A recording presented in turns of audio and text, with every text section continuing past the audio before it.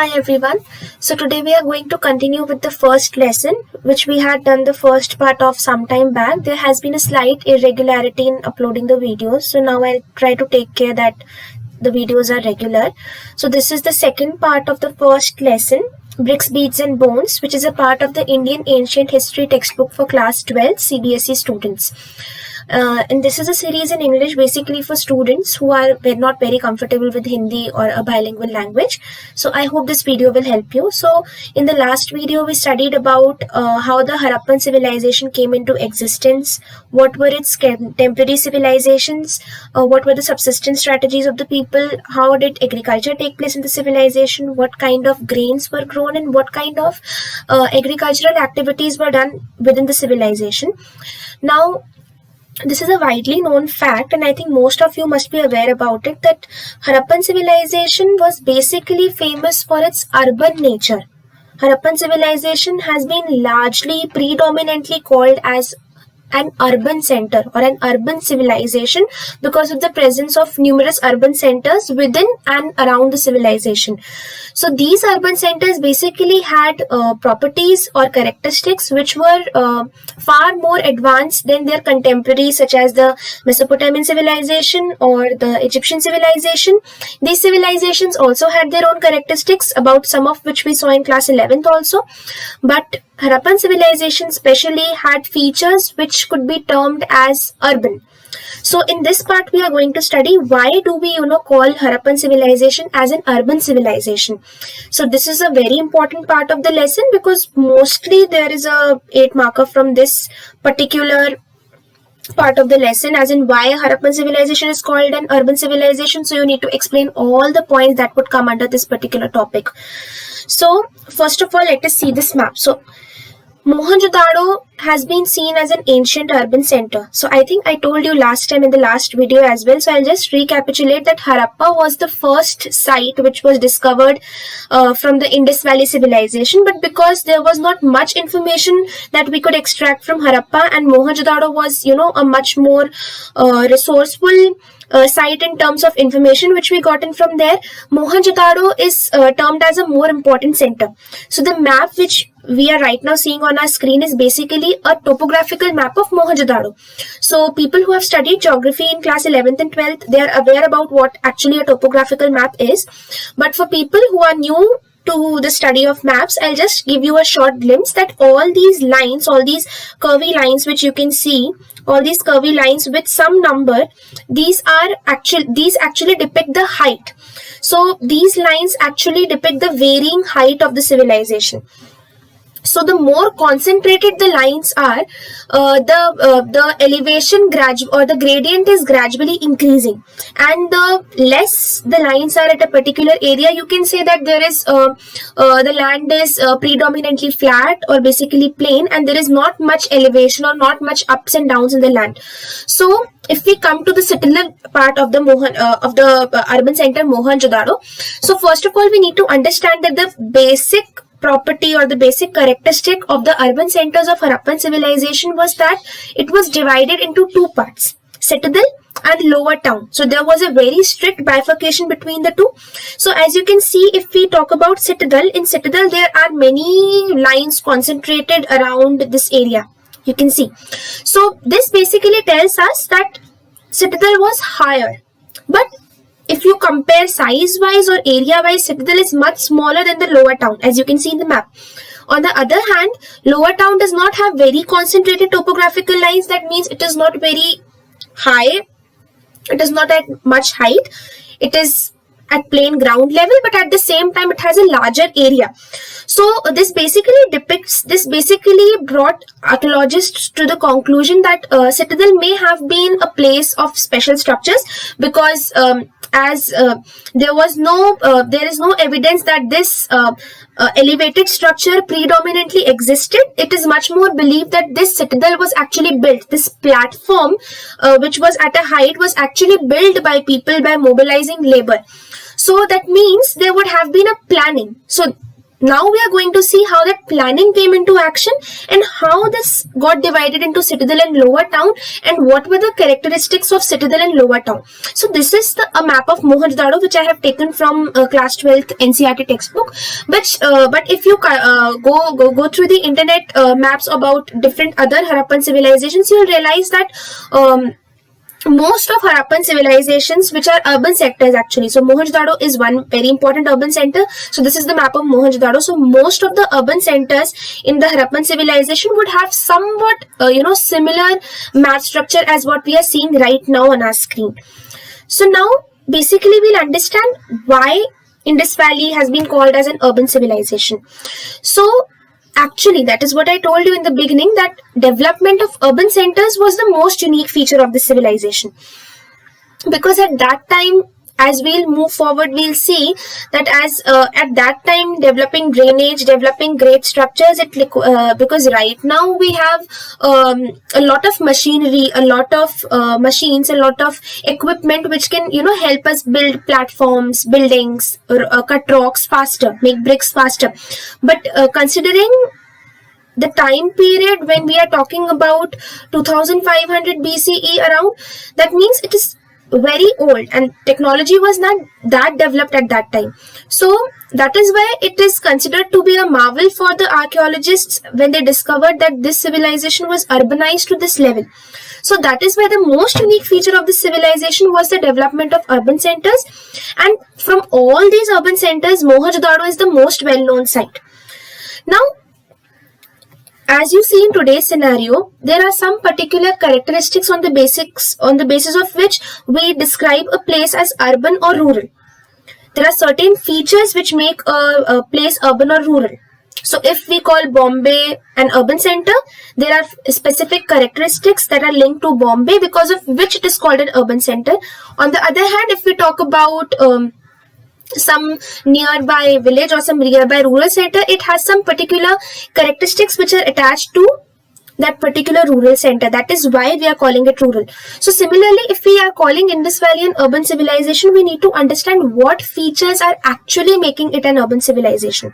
So these features, I have classified it in 4 divisions just to basically make it easier for us to conclude all the points, and so that they all stay in our mind for a longer period of time and we are able to derive these points from logic rather than just learning them and writing them in our examinations. So these features can be classified under 4 divisions. So the first division is the division into Lower Town and Citadel. As I showed you some time back, that Indus Valley civilization, most of the urban centers were divided into 2 parts, and there was a strict bifurcation between the two. The Citadel was at higher altitude, whereas the Lower Town was basically at the ground level, but the Lower Town was at the same time larger in area compared to Citadel. And as we'll see, Lower Town had much different structures from what we have found on the Citadel. So Citadel has been mostly referred to as the place or the living place of royalty of that particular point of time. So that we are going to see further in this video. Next is the drainage system. So the drainage system is something which has been spectacular for the archaeologists to research about the drainage system of Indus Valley civilization, because it's much more advanced than the period in which it has been found. The next is the domestic architecture. So same in the architecture, we'll find that the civilization has been planned in a very thorough manner, and that is what reflects in all the characteristics of this. So it has been planned very well, and that is why we are actually terming it as urban. So we'll see how domestic architecture was planned in a way that it supported the drainage system of the civilization. And then finally we'll read about some of the important structures which archaeologists have found on the Citadel. So moving forward, first is the first characteristic. So the first characteristic is the first feature is the division into Lower Town and Citadel. So now we'll see all these 4 divisions one by one. So the first is division into Lower Town and Citadel. So as I told you earlier, and we saw it on the topographical map also, Citadel is a place which is smaller in area but higher in altitude, whereas Lower Town is a place which is larger in area but lower in altitude. So basically you can say that Citadel was actually built to show its grandeur, that it is built at a height. It is difficult for people to reach over there, and it is strictly bifurcated from the lower town. Whereas the lower town was, we can say, for the general public, for daily accommodation purposes, because it was generally at a plain flat land, and it was spread over a larger area of land. Now, archaeologists have shown that the space on the citadel was limited.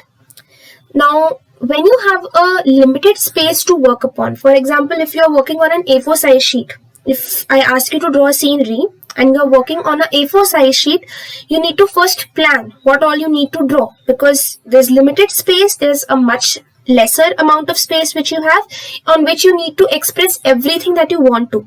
Similarly, if we are building platforms for citadel, so basically platforms were the citadels, because platforms were built and over them all the other structures were built which actually constituted the citadel. So this shows that the space on the citadel was limited. There was a limited space which we can say architects of that time got, on which they had to plan all that was to be built on that platform. So this shows that, the buildings on the citadel, the area of the citadel, how it has to be built, what has to be elevation, what has to be the gradient at which the citadel, all these points were pre-planned, because once I give you an A4 sheet and you draw over it, then you cannot plan. Now I need to erase this, now I need to make this, then it becomes really hectic and really messy. But what evidences we have got about the Harappan civilization from the sites is that everything is very planned. There is no confusion which shows up in any of the citadels which we have discovered till now. So that basically shows us that first it was planned. First, every building, what amount of area it is going to take, over what area it would be spread, then how would the surrounding buildings or the surrounding area, how would it be utilized. So all this was pre-planned, and once there was a proper map, a proper picture in the mind of the architect, only then it was constructed. Now for construction of this platform, so this is basically, we are building the points on common sense. When there's such a big platform which needs to be built, and after that there are much more grand buildings which need to be built on that platform, required a lot of labor, and that shows that labor was mobilized on a large scale in the civilization. Now further in the lesson, we'll discuss about the ruling class or the presence of a ruler in the civilization. So something which we need to understand right now is, for mobilizing something on a large scale, or for planning out something at this larger level, you need a leader who has the power of decision making. So this will give us a question further in our question to the civilization, whether there was actually a ruler who planned all this, or there was a group of rulers who ruled this, or the people just voted amongst themselves and got to a decision, which is actually very unlikely. But still, we consider every slight possibility, as we'll further see in the lesson that we actually don't have any written evidences about such civilizations. So we have to draw the conclusions from what we are finding as our material evidences. So, as there is a lot of evidences about planning, there are a lot of evidences about construction, grand buildings being built on the citadel itself being built over a platform. It shows that labor was mobilized on a large scale. There was a lot of labor that was into action to maintain the civilization and to build new urban centers. So, this is the first evidence. So, now in your examination, you can get this question in multiple ways. They'll either ask you, Harappan civilization is an urban civilization, elucidate. So you need to explain how it was planned, how this division into lower town and citadel was important, how the drainage was important, as we'll see further, how the domestic architecture was important. So all these tell us about the planned nature of the civilization. At the same time, they tell us how the civilization was an urban one. At the same time, it tells us how they were able to deduce modern ideologies, right? We'll see further in drainage that there were actually manholes which we have found, which is an I suppose modern concept where people are very much worried about the cleaning and maintenance, and that is how you introduce manholes at regular distances. So at that time, when there was no machine to help, no degree for architects, but people were so scientifically advanced that they could think about all these things and plan accordingly. So this is the first evidence which tells us about the planned nature of the Harappan civilization. So now we'll basically see what was actually the difference between the citadel and the lower town. So basically, citadel was smaller in area but higher in height. Lower town was larger in area but was at a lower level when you consider it in terms of height. Now, citadel had buildings which were constructed on mud platforms. So as I told you, first we had to build that platform for the citadel, that height, that gradient, that mountain or plateau kind of thing where we need to build all the buildings. First that platform was built, and over that platform all the important buildings such as great bath or the warehouse and all these such structures have been found. So all these buildings were constructed on a mud platform. So basically the platform of the citadel was a mud platform, and the citadel was walled. So basically there was a lot of care that was put into planning the citadel, that it has to be separated from the lower town. So the citadel was basically totally fortified. There were walls around the citadel, because of which it was physically separated from the lower town. On the other hand, the lower town was also walled. That is why I told you there was a very strict bifurcation between the two. The lower town was also walled and the citadel was also walled. Now, in the lower town also, some buildings were built on raised platforms, which archaeologists suppose that they were basically built so that they serve as foundations for the buildings that were built. So, if there is some heavy building maybe which has to be built, they were built on a foundation which was actually a raised platform. So, there have been many buildings in the lower town as well which have been built on raised platforms. Now, the building material is another fact of marvel for all of us to know, that at that point of time there was a standard brick ratio which was used. So all the structures, all the buildings in the lower town and the citadel were made using bricks. Now bricks were both sun-dried as well as baked. So there were sun-dried bricks as well and there were baked bricks as well, and they followed a standardized ratio, which was that the breadth would be 2 times the height and the length would be 4 times the height. I think this would be very clear from the figure which you can see on your screen, that the breadth was 2 times the height and the length was 4 times the height. So basically we can say 1:2:4 was the ratio that was followed between height, breadth and length.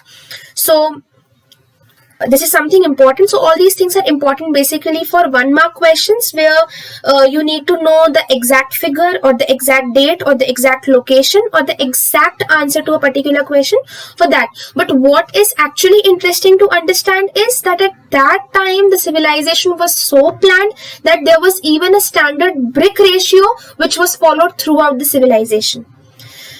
Now the next is the laying out of drains. So how basically were the drains laid out so that there was no waste accumulation, the civilization was very hygienic and people didn't get any sort of sanitation related diseases or waterborne diseases. So this was again a very marvelous fact about the civilization. So now, starting with, we see that there is a very carefully planned drainage that has been found in civilization. So basically the roads and streets were laid out in a grid-like pattern. So grid is basically, you remember the maths notebook which we used to use in standard 1, 2 and basic, maybe some of you must have used it in 3 also, with those boxes. So they were actually that was actually a square notebook. So that is what we basically call as a grid. So such grid-like pattern was followed in the civilization as well. The roads and streets were laid out in a grid pattern. Now why were they laid out in a grid pattern? So that all the roads and streets, when they intersect at right angle, they have a common point of intersection. And this point of intersection was where the manhole was built to clean or to clear out all the waste that has been accumulating from all the drains that have been intersecting at right angles. So to understand this better or to visualize it better, we'll go again to this map. So on this map, you can basically see all these areas in the Citadel, as well as these congested areas of the lower town. You can see small square boxes which actually show or resemble a grid-like pattern, a square block pattern, a square box pattern. All these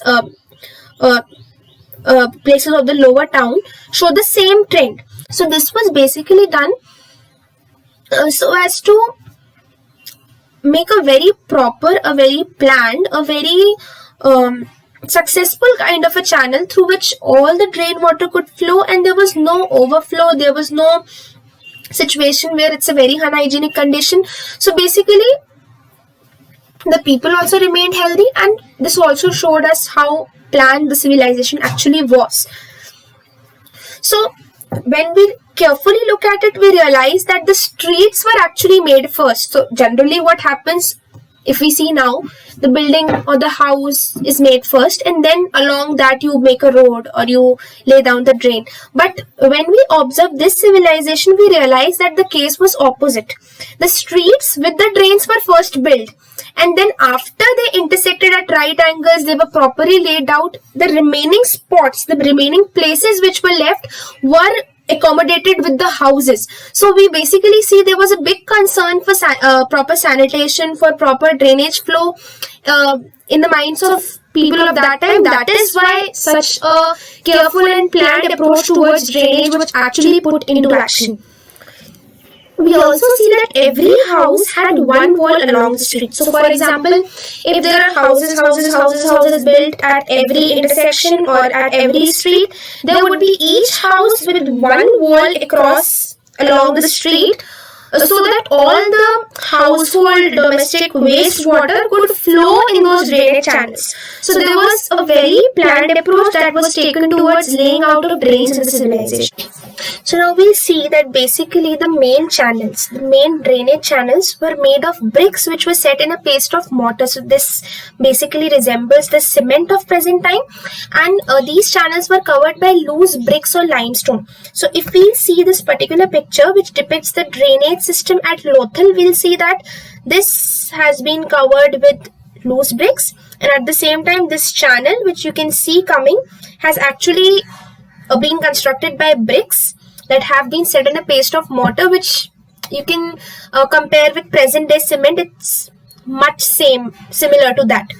So now another evidence of planning which shows up is that very long drains which traveled over a long distance were provided with sumps at regular interval. So sumps are basically modern day manholes. So these manholes were built at regular intervals in all these long drains so that they could be cleaned easily.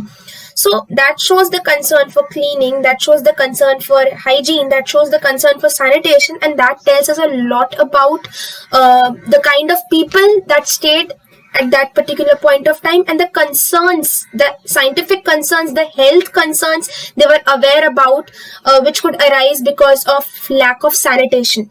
So this is very important for all of us to understand in present day also, when we are somewhat lenient about the sanitation or the hygiene measures which we follow in our everyday life. I think these people are actually providing us with a lot of inspiration that hygiene is very important in our life. So coming back, very long drains were provided with sumps at regular intervals for cleaning. This is something which we are talking about in 2500 BCE. So basically, even at that time, people had this concept of manholes because they were very sure that if maintenance is not done properly, then there are a lot of problems that are going to arise. For example, we have studied a lot of times about canals getting silted, getting filled with sediments which have been coming from the rivers which settle down in the lower channels. So if that canal is not maintained properly, after some time water stops flowing through it because the sediments which come down with the river totally clog that particular area. So this would have happened with the drainage also. But because people were so aware about hygiene, sanitation and the importance of maintenance, all the long drains in the civilization were provided with sumps so that cleaning processes could be done at regular intervals. And another marvelous fact is that it is not that we are talking only about the urban centers where such a drainage system has been found. In the smaller cities, the rural areas, the smaller settlements as well, drainage systems have been found really strong. For example, at Lothal houses were made of mud bricks, whereas drains were made with burnt bricks. So again, this tells us that there was no wastage that was happening in the civilization at the same point of time. Now, coming to the domestic architecture, which is again a really interesting topic to venture into. Lower Town at Mohenjo-daro provides examples of residential buildings. So residential buildings, I'm talking in terms of present connotation, where you have a duplex or a single-storied house. So there were double-storied house as well as single-storied house, as we'll see further. So the center of the house was basically the courtyard with rooms on all sides. So basically there's a square courtyard with rooms on all sides of the courtyard.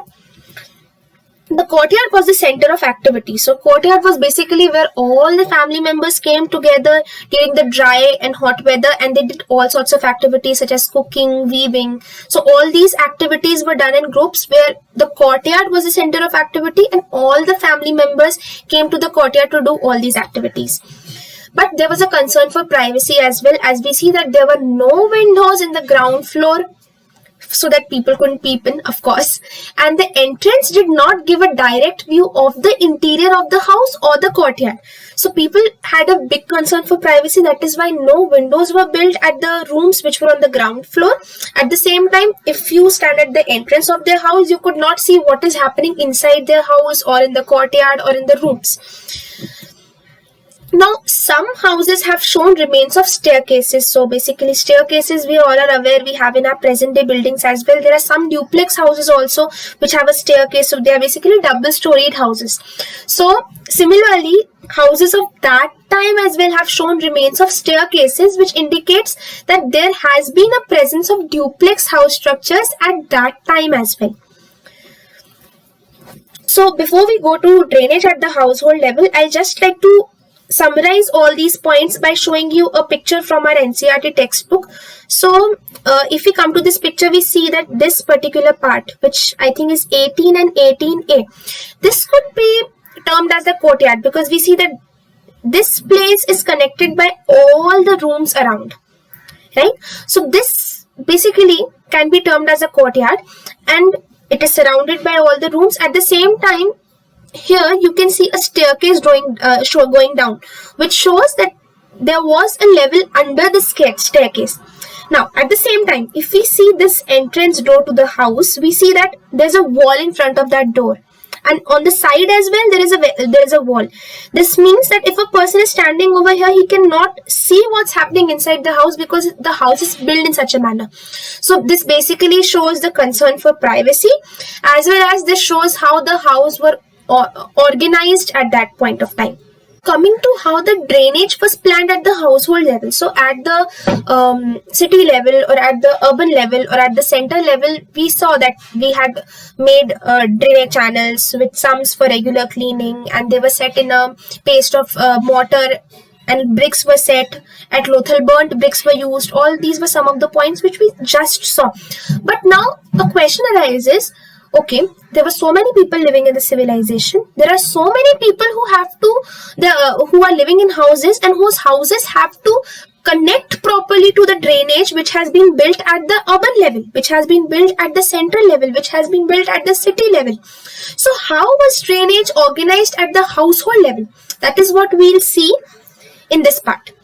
So every house had a bathroom that was paved with bricks. So there was basically no chances of percolation or any kind of coagulation or any kind of water getting collected at a particular point or a particular place.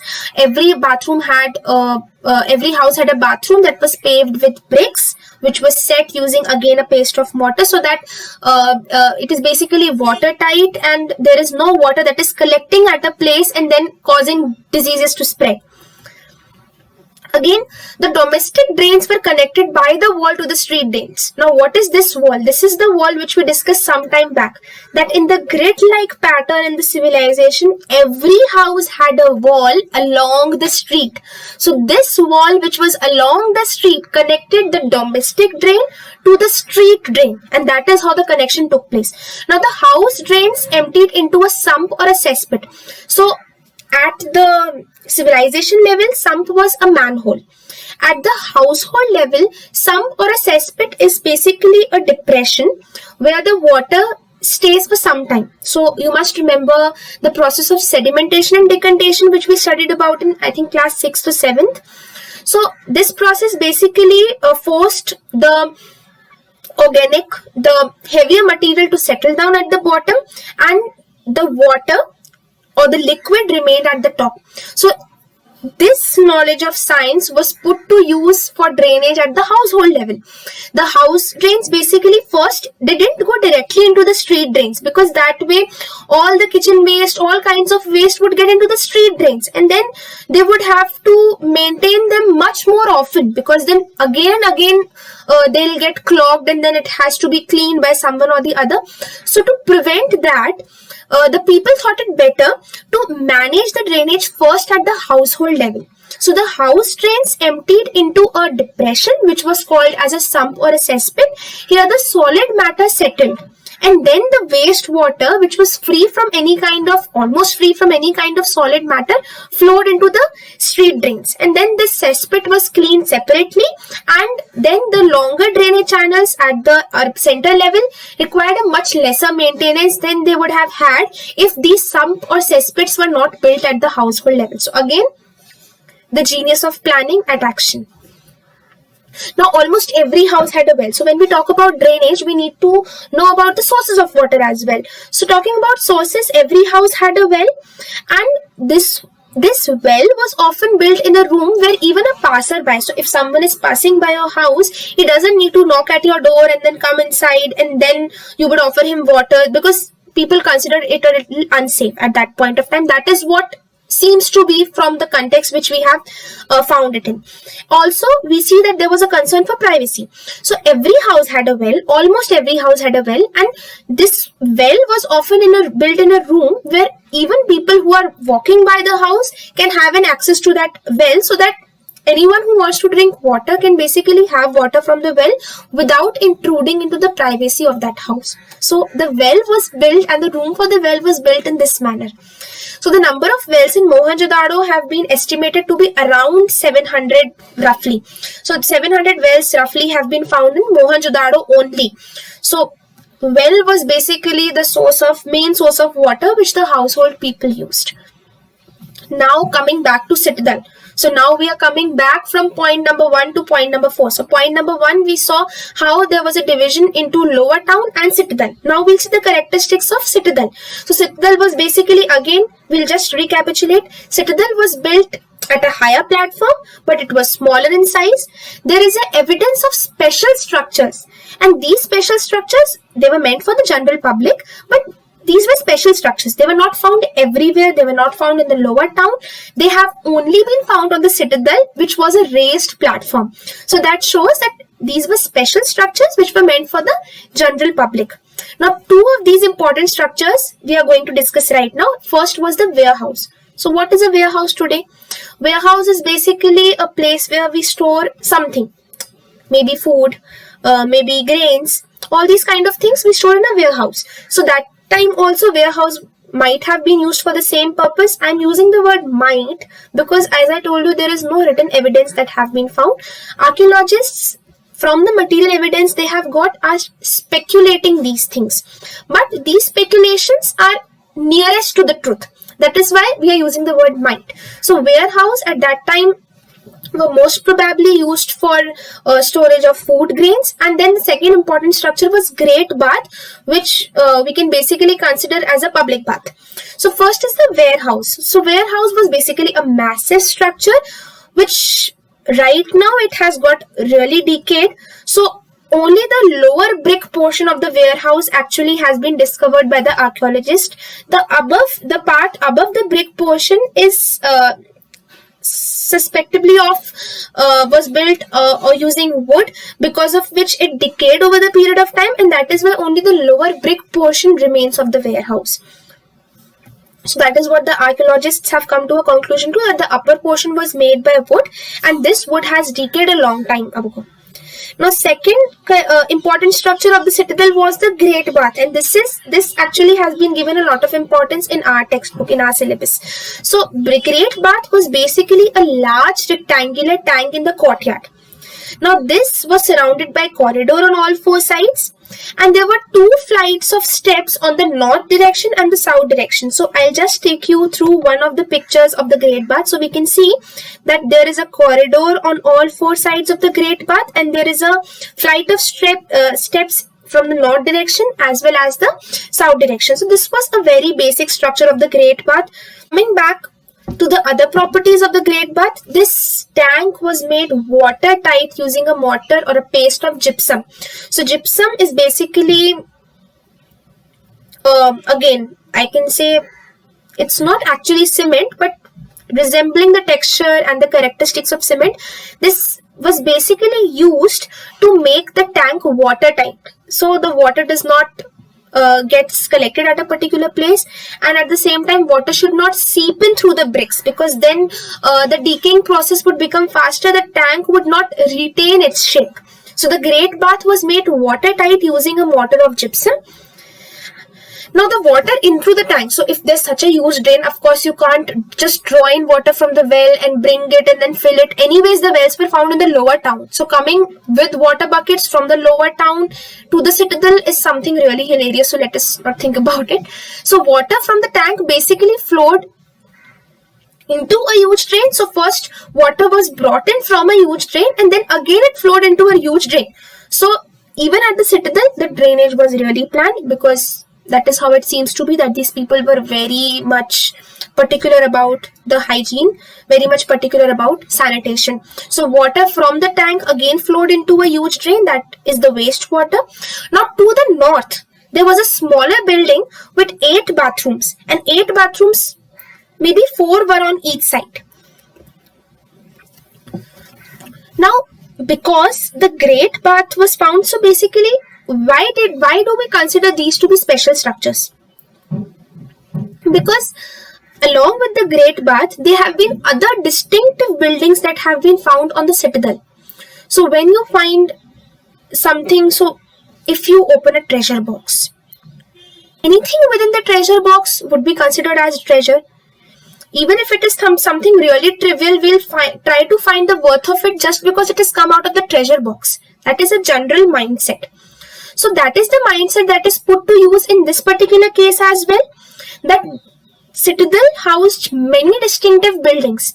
That is why scholars have thought of the great bath to be of a special ritual significance, and that is the reason why it has been built on the citadel. So basically, great bath carried some special ritual significance, and that is why it was found on the citadel. So coming to a more elaborate picture on the great bath, we'll just recapitulate what all we studied about the great bath, because this is important from the examination point of view as well. There is a rectangular tank which has been set made watertight using bricks and a paste of gypsum. There are flight of steps from the north and the south direction. It has corridors on all 4 sides. There is a smaller room with 8 bathrooms. There is a huge drain from which the water is flowing. So this is basically how the great bath is built in the civilization.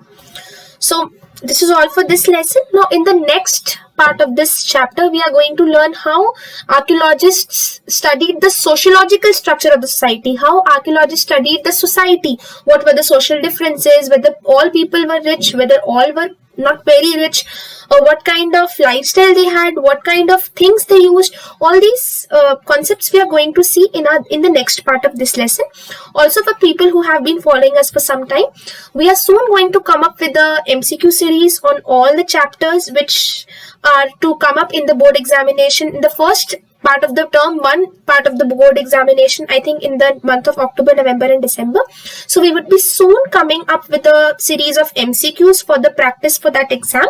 And this would be, again, there would be separate video for people who prefer Hindi and bilingual, and there would be a separate video for people who prefer it to be in English language. So please keep following us, please share these videos, and please let me know in the comment section if you need to know about anything else, if you need anything else which you need an explanation about. Thank you. I'll see you soon. Keep watching.